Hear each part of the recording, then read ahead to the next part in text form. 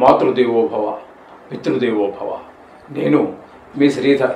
ఇప్పుడు 16వ తారీఖు 7వ నెల 2025 నుండి 31వ తారీఖు 7వ నెల 2025 వరకు ఈ 16 రోజులు గోచార ఫలితాలు 12 రాశుల వారికి ఎలా ఉన్నాయో తెలుసుకునే ప్రయత్నం చేద్దాము.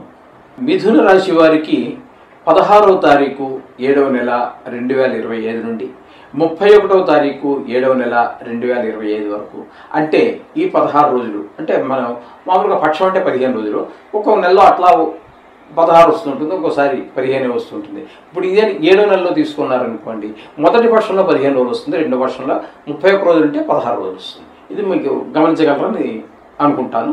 ఇక్కడ ఈ 16 రోజుల ఫలితాలు మనం ఇప్పుడు ఈ మిథున రాశి వారికి ఏ విధంగా ఉంటుంది అనేది తెలుసుకోబోతున్నాము. మిథున రాశి వారికి జన్మంలోనే గురు యొక్క సంచారం, గోచార రీత్యా జన్మంలో గురు యొక్క సంచారం శుభ ఫలితములను ఇవ్వజాలరు. అంచేత ఏ విధంగా ఉంటుందంటే ప్రవర్తనలో కొంచెం అనుకూలత లేకపోవటం, అలాగే ఆదాయం తగ్గటము, అలాగే మన ఆలోచన ధోరణి కూడా వేరుగా ఉండటము. ఇదివరకు ఇంత పూర్వంలో ఎప్పుడైనా మనం ఒక వయసులోనో కాలేజీ స్టూడెంట్ లైఫ్లోనో ఏవో చిన్నపాటి హ్యాపీగా ఏదైనా మనం కొన్ని చిల్లర పనులు చేస్తుంటే మళ్ళీ ఎందుకునో మన సరిపక్క లాగేటువంటి అవకాశం ఉంటుంది. అది కొంచెం జాగ్రత్తగా కంట్రోల్లో పెట్టుకోవాలి. ఇకపోతే ద్వితీయ స్థానంలో రవి బుధుల యొక్క సంచారం జరుగుతోందండి. ఇక్కడ ద్వితీయ స్థానంలో 2 గ్రహాలు జరుగుతున్నాయి. ఇక్కడ ద్వితీయ స్థానంలో రవి సంచారం శుభ ఫలితాలు అయితే ఇవ్వజాలదండి. ఇక్కడ ద్వితీయ స్థానంలో మనకి రవి యొక్క సంచారం మూలాన కొంచెం డబ్బులకి ఇబ్బంది పడాల్సిన పరిస్థితి ఏర్పడుతూ ఉంటుంది. మాటలో కూడా కాఠిన్యం పెరుగుతుంది. ఎవరిని మనం మాటల ద్వారా సంతోషపరచలేవండి. మన తెలివితేటలు కూడా ఎందుకు పనిచేయవు, ఎందుకంటే మా వాక్ కూడా అక్కడ 2 వాక్ స్థానం కాబట్టి. అదేవిధంగా కుటుంబంలో కూడా ఆహ్లాదకరమైనటువంటి పరిస్థితి కనబడుతుంది. ఇంట్లో కొంతమందికి ఎవరికైనా నేత్రాలకి, అంటే ఖచ్చితంగా చెప్పడానికి లేదండి, ఎందుకంటే ఇది రాశిగతి ఫలితాలు కొన్ని లక్షల మందికి కోట్ల మందికి సంబంధించి ఉంటుంది కాబట్టి కొంతమందికి నేత్రాలకి సంబంధించినటువంటి ఇబ్బందులు కూడా కలిగే అవకాశం లేకపోలేదు. ఈ విధమైన ఫలితాలని రవి వల్ల కలుగుతూ ఉన్నాయి. ఇకపోతే బుధుని యొక్క సంచారం ద్వితీయంలో అనుకూలమైన ఫలితాలు ఇస్తాడు. ఇప్పుడు మనం రవి గురించి ఏవైతే చెప్పుకున్నామో అవి వాటికి పూర్తి వ్యతిరేకంగా మనకి ధనానికి ఆయన లోటు వచ్చేలాగా ఆయన చేస్తుంటే ధనానికి లోటు రాకుండా ఈయన చూస్తూ ఉంటారు. అలాగే మాటలో మంచిదనము, కొంత సౌమ్యత, ఇవన్నీ కూడా బుధుని యొక్క లక్షణాలన్నీ కూడా మన ద్వారా పలుకుతూ ఉంటాయి. ఇకపోతే కుటుంబంలో అందరూ కూడా సంతోషంగా ఉండడానికి ఆయన వంతు కృషి ఆయన చేస్తూ ఉంటారు. నేత్రాల గురించి అనుకున్నాం కదా ఇందాక, కొంతమందికి అటువంటివి ఏమి రాకుండా ఈయన కాపాడుతూ ఉంటారు. పూర్తి వ్యతిరేకం. వారిద్దరూ మిత్రులు, ఒకే రాశిలో ఉన్నారు, కానీ భిన్నమైనటువంటి కొన్ని సందర్భాల్లో మళ్ళీ ఇద్దరు ఒకే రకమైన ఫలితం ఇస్తూ ఉంటారు.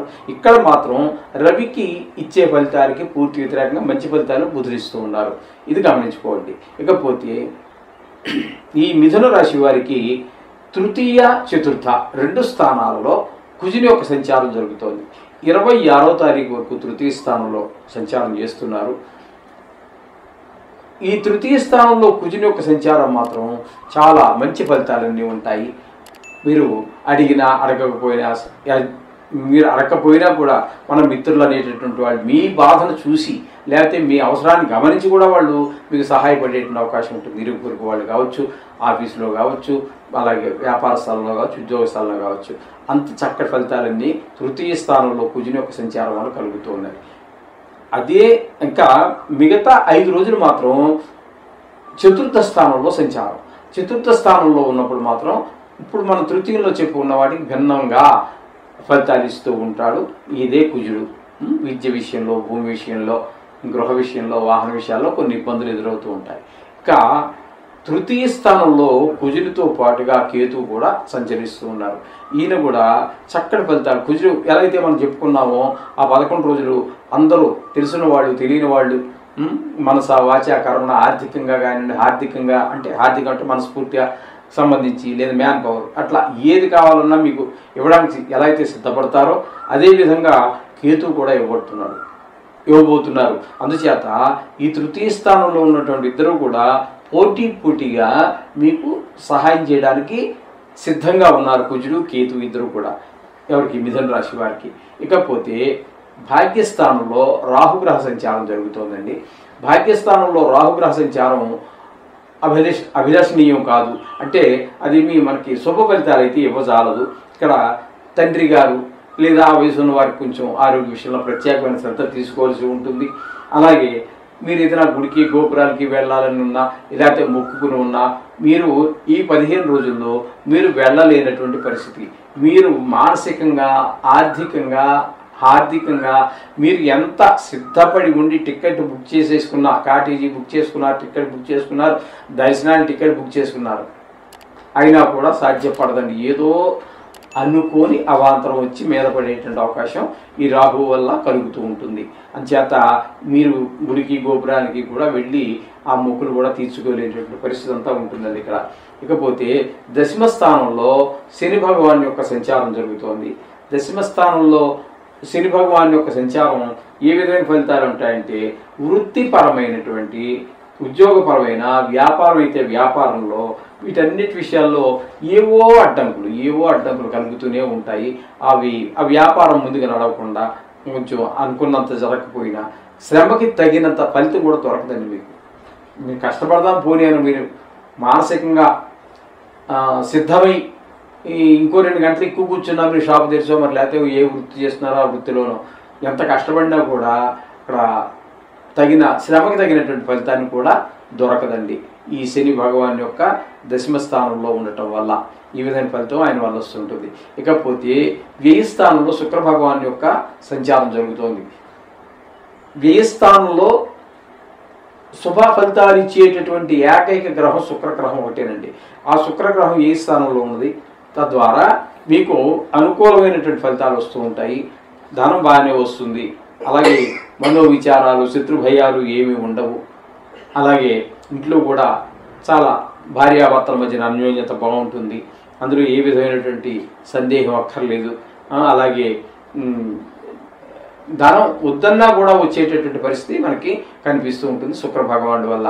ఈ శుక్ర భగవానుడు అక్కడ ఉండడం ద్వారా ఈ షేర్ మార్కెట్లో పెట్టుబడి పెట్టేటటువంటి వారికి, టీవీ రంగంలో ఉన్నటువంటి వారికి, ఈ సినిమా రంగంలో ఉన్న వారికి, ఈ సోషల్ మీడియాలో ఉన్నటువంటి వారికి, కళాకారులకి, ఎవరికైనా సరే కళని ఆసరాగా చేసుకుని జీవిస్తూ ఉన్నటువంటి వారందరికీ కూడా శుక్ర భగవాన్ అనుగ్రహం వల్ల వీరికి అందరికీ ఆదాయం కూడా బాగా పెరుగుతుంది. మీరు ప్రదర్శించబోయేటటువంటి ఆ కళల్లో కూడా మంచి పేరు ప్రఖ్యాతులు సంపాదించుకోగలుగుతారు. ఈ విధమైనటువంటి ఫలితాలన్నీ కూడా మిథున రాశి వారికి కలుగుతూ ఉన్నాయి. కాబట్టి కొన్ని గ్రహాల అనుకూలత, కొన్ని గ్రహాల ప్రతికూలత సర్వసామాన్యము. సాక్షాత్తు భగవంతుడే మానవ రూపం ధరించి వచ్చిన భూమి మీద పుడితే ఖచ్చితంగా మనం చూసుకోండి, రాముల వారిని తీసుకోండి, కృష్ణుని తీసుకోండి, ఎవరిని తీసుకున్నప్పటికీ కూడా భూమి మీద జన్మిస్తే మానవ రూపంలో తప్పకుండా కష్టాలు పడవలసి ఉంటుంది. అందుచేత ఇది మీకు 10 నుంచి 15% మాత్రమే దీని యొక్క ప్రభావం ఉంటుంది. ఇది కోట్లాది మందికి సంబంధించినటువంటి ప్రపంచవ్యాప్తంగా తీసుకున్నట్టయితే. కాబట్టి మన వ్యక్తిగత జాతకం ఎక్కువగా ఫలితాన్ని ఇస్తుంది. కాబట్టి దాన్ని రాయించుకునే ప్రయత్నం చేయండి. మా దగ్గర కూడా సౌలభ్యం ఉన్నది. అయితే అప్పుడు కూడా పూర్తిగా ఎప్పుడు కూడా మొత్తం జ్యోతిష్యం మీదే ఆధారపడి ఇది ఇలాగే జరుగుతుంది అని మాత్రం అనుకోవద్దండి. నేను క్లియర్గా చెప్తున్నాను. నేను పల్లగుద్దను, లేకపోతే హరిహరాదులు వచ్చినా ఇది జరగబోయేది ఇంతే, లేకపోతే రాసి పెట్టుకో, ఇలాంటి మాటలు ఏమి చెప్పనండి. మిమ్మల్ని ఇంప్రెస్ అంటే మిమ్మల్ని సంతోషపరచవలసినంత అవసరం నాకు లేదు. శాస్త్రం ఏం చెప్పిందో అది చెప్పడానికి నేను ఇక్కడ ఉంది. కాబట్టి ఆ విషయంలో మీరు పూర్తిగా మీ ప్రయత్నాలు మీరు చేయకుండా అన్నీ భగవంతుడి మీద, జాతకం మీద ఆధారపడి మాత్రం ఎప్పుడూ ఉండమాకండి. ఇందులో నాకు 90% వరకు అయ్యే అవకాశం ఉంది, కాదంటలేదు. కానీ కొంతమంది ఏంటంటే అస్సలు మానేసేసి దేవుడా నువ్వే భారం అంటే ఎట్లా ఉంటుందండి? సాధ్యమైనటువంటి పని మీ కృషి మీరు చేయండి. 6 విధాలుగా మీరు కష్టపడితే 7వ విధంగా ఆ భగవంతుడి యొక్క అనుగ్రహం ఉంటుంది. నవగ్రహాల యొక్క శోకం కూడా.